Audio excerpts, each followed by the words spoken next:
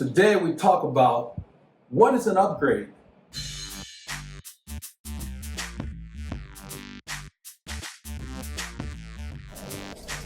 Hello legends and super legends, welcome to Veloharmony. In today's video I am inspired to talk about an upgrade based on some of my customers that bring their bikes in for repair. They haven't even ridden the bike yet, but the first thing they want to know is, how can I make the bike faster? So let's get started. I want to take this approach. It's not a list. It doesn't really, there aren't any specific things other than the fact that an upgrade, in my opinion, should be something that improves upon what you currently have. And I'm going to be using different examples from cycling and just life in general. I'm going to start with what I've experienced. Based on my experience, your experiences may differ. Feel free to post that in the comments and share so that other people can join in and kind of talk to you about it. But the approach I want to take is more of a, I guess it's a blueprint in a way, of a process to where you can place yourself in there and say, yeah, I did something like that. You know, whether it's a wheel upgrade, pedal upgrade, whatever. And yeah, it didn't tick this box, it didn't tick that box. So that way you can share what I'm going to talk about based on what you went through. It doesn't have to be the identical thing you bought or whatever. I hope this makes sense. Let's get started. I've got a couple of pedals laid out here and I'm going to start with that. But before we get into the specifics of these pedals per se, the Dura Ace pedals I've got down here, this is a power meter pedal and so forth. I want to talk to you about my definition of an upgrade. An upgrade should make what you have today better. What does that mean? If I've got a pair of wheels here, or this a wheel, I'll use this for an example. I've got this wheel. It's an alloy wheel, very simple, nothing special. Campagnolo Urus from like 2006. It is still going strong. And I ride this wheel. This is my training wheel. I put it on my bike. I go and I ride. I come home. All I got to do is wipe my chain. That's me. I wipe my chain after every ride. You don't have to lube it. Just get the crap off of it that you pick up on the road. Change my clothes, take a shower. Boom, go on to other tasks. Go to work, go to school, whatever it is you're into. Get back the next day, jump on the bike, go ride. So I'm able to just ride and not have to be fiddling with my bike. Okay? You get the drift. Now, I'm going to put this wheel down.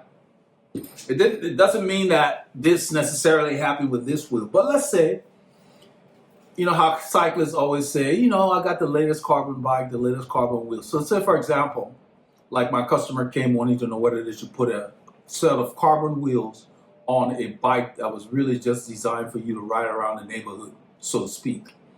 So let's say if I went, in the example I used with that wheel, and I bought this wheel. This is a Zip. I believe it's a 303 or something. And I got this wheel. And every time I went for a ride, when I would get home, I had to mess with the spokes because, and let's say I know how to basically true a wheel. You know, most enthusiasts can turn a spoke and move the wheel on the bike. But let's say the other wheel I've been riding, I didn't have to do that. And I went to spend more money on this on my upgrade. And every time I ride, I had to start messing with this. I experienced this when I competed, when I used to live in Austin. But it was because it was a Mavic Open 4 CD wheel or whatever. But it was because it was built poorly, in my opinion. The spokes would come loose all the time. And that's the example I want to use. If this were happening, that situation is not an upgrade. Even though I paid more for this, in fact, because I paid more for this, that is more of a downgrade, and I got ripped off in that transaction. What do I mean by that? Your time. We all have 24 hours in a day. We have a finite amount of time. We sell some of it. Sell meaning you go to work for a certain number of hours, and they pay you for the work that you do. Whatever it is you're into, it doesn't matter whether you're sitting in an office, you're a plumber, a roofer, whatever. You make that money, but you've lost that time. You've traded that time. You can't get it back. So if you earn a certain amount of wage for the time that you give people, you take that wage and buy a more expensive thing.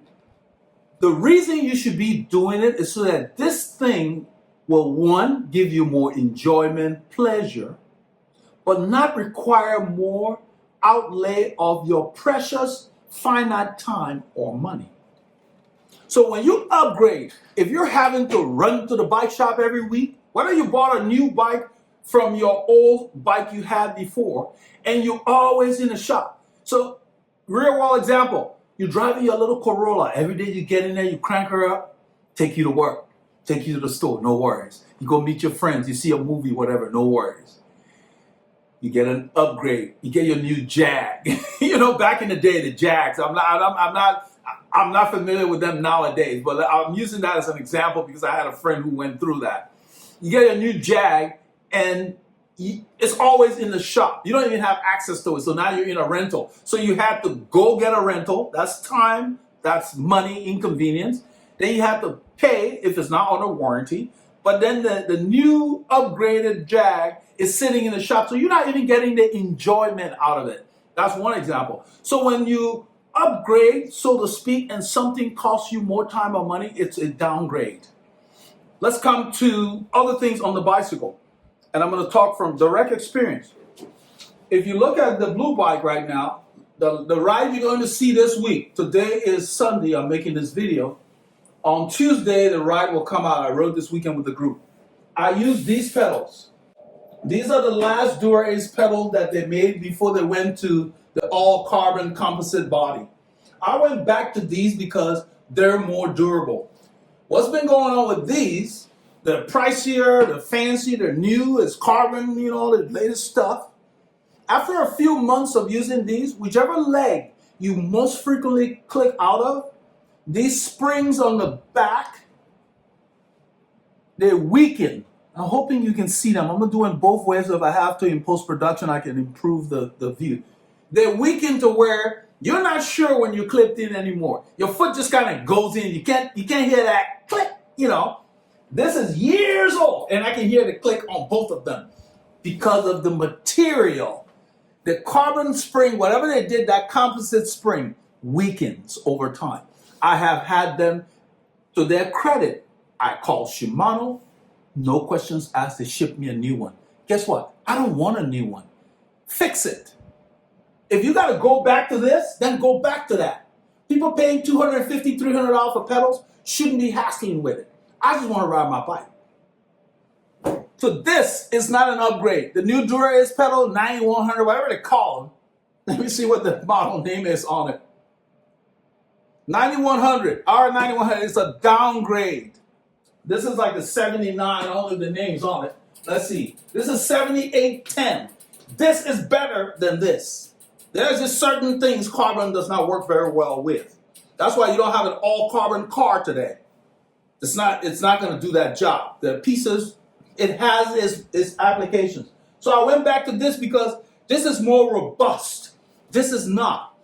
But those of you who've been on the channels, you've seen where I got the Garmin power meter. I had to send it back because the composite body cracked.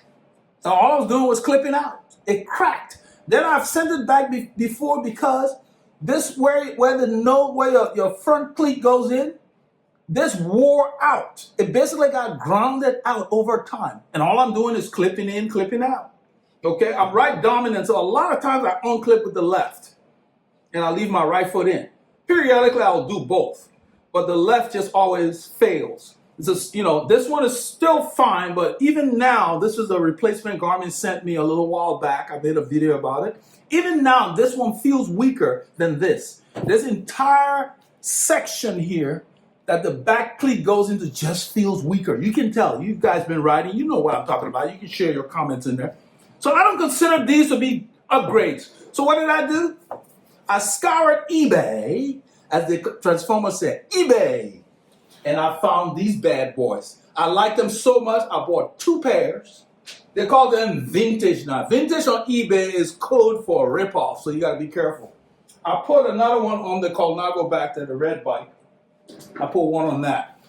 Another example I'm going to use is from my real world. And that's why I said it's my opinions, but my opinions are based on my experiences. I'm not reading about it in a book or whatever. I'm living this stuff. I love cycling with a passion. And so I make these videos to help you make decisions and not fall for that marketing crap. There's a lot of stuff they're pushing our way. We'll get into that in a bit. Maybe it'll be another video. Anyway, this bike. I love Campagnolo. I hope I said that correctly for you Italianos out there and Italianas. Campagnolo is my favorite brand, simply from my experiences with using them and Shimano in the 90s and so forth, late 80s, mid 90s. I just love them. So that's what I have on all my bikes. I source them, I shop, and I get them and I build my bikes. I got Super Record. I made a video a long time ago. Super Record comes with what they call ceramic bearings. I'm doing this because that's another rip-off. Ceramic bearings. This is record on here because this bike since when did I build this bike? 2015 I built this bike. I ride it the most, so it gets the most maintenance. The crank arm where the pedal screws in, about maybe 3-4 months ago, the pedal just came out on a ride. I was riding solo. The thread is actually placed, it's almost like when you do a Healy coil. The thread is placed in the carbon. Over time, they can wear. I've never had that happen, but it was a Super Record crank set, and I was riding, it just came out. I could not find another Super Record crank set for a reasonable amount. Campagnolo parts are just set up for people to rip you off. They're not very prevalent, they're not common, and so the people who have them, they ask a premium. I found these, I think, at the Pros Closet. They're actually shutting down, unfortunately, but they had a good copy, partially used. I got them in, this is Record, not Super Record. And let me tell you, Super Record never did this. I'm going to show you. Super Record with the ceramic bearings, when I would do that, it would stop earlier. I never could figure it out. I'm a mechanic. And I'd like to analyze and test things. It would never do that. This thing spins better. Record is like, say, I guess I would say Maxima and then go into Lexus, let's say, in that line. So Record is one level down from Super Record, which costs more. And this, I believe, functions better and is more durable and it stays cleaner longer. The problem with the ceramic bearings I had is Campagnolo made the ceramic bearings and did not seal it on both sides. And ceramic bearings, they say, oh, don't put grease in there, it needs light oil. That thing got dirty so frequently, every 3 months I had to take it out, clean it, and re-lube it. And it still was not as smooth as this one. But they claim that it made you faster. I don't agree because I could not tell the difference. And it required more care. So anything that requires more of my time, it's not an upgrade. If I'm going to spend more money on any product, it should give me low maintenance, meaning I should not continue to invest money or time because both of them are kind of related. You have to spend time to make money unless you got a money printer in your house. And even that will take time. You have to turn on the printer and print more bills, right? So if I'm going to get an upgrade, it should cease needing more money or my time. It should just work like a Timex. And this does. So needless to say, when the other Campagnolo Super Records on those bikes need replacement, I'm going with Record. So just because they say something's faster or better, you got to take it with a grain of salt. It's marketing. Ceramic bearing. Get steel bearings. They last longer, they spin really well, they're more durable. The ceramic bearings are very hard as far as, there's a guy named Reginald Scott who put it on his anvil and he smashed it and he put a divot in his anvil. So they're physically very tough, but they require too much care and they don't have a good run life in terms of wear per se. They need more TLC. Anything that needs more time and more care, I don't consider it to be an upgrade. Like getting a fussy car, like a Ferrari, that's always got to be at the shop. You pay all this money for it, and a Corolla is more durable than it, that doesn't make any sense. I'm not saying that's the case for all of them. So you Ferrari owners, I'm just using that as an example. You know, so things that cost you more time or money are not upgrades. If you spend more for something and it removes all time that you need to invest in it, that's an upgrade. Even if you spend less for it, if something that you get frees you up to ride more, spend more time with your family, sleep more, whatever, that's an upgrade. So don't base upgrades on what you spend. Base upgrades on what it gives you. Then you've arrived. And that's what this video is about. So I got all these fancy Dura-Ace pedals, the fancy Dura-Ace pedals. I got the power meter here, and I'm riding the 7810. This bad boy just feels better. When I clip in, it's like click, it pops in. These will do that for a few months, and then whichever ones you use the most will get quiet and just feel mushy. And when you clip in, you just go in, you're not sure, you're always checking. So I don't consider them to be that durable. They need to improve it or go back to alloy. You put them on a scale, it's not that big a deal. I'll take the weight for durability. Okay, so what else did I want to talk about? But you see the theme of what I'm talking about. We're getting sucked into, oh yeah, the newest and the greatest, and this is always an upgrade. You get some fancy wheels, an upgrade. If your fancy wheels require truing all the time, it's not an upgrade. Who's going to give you your time back?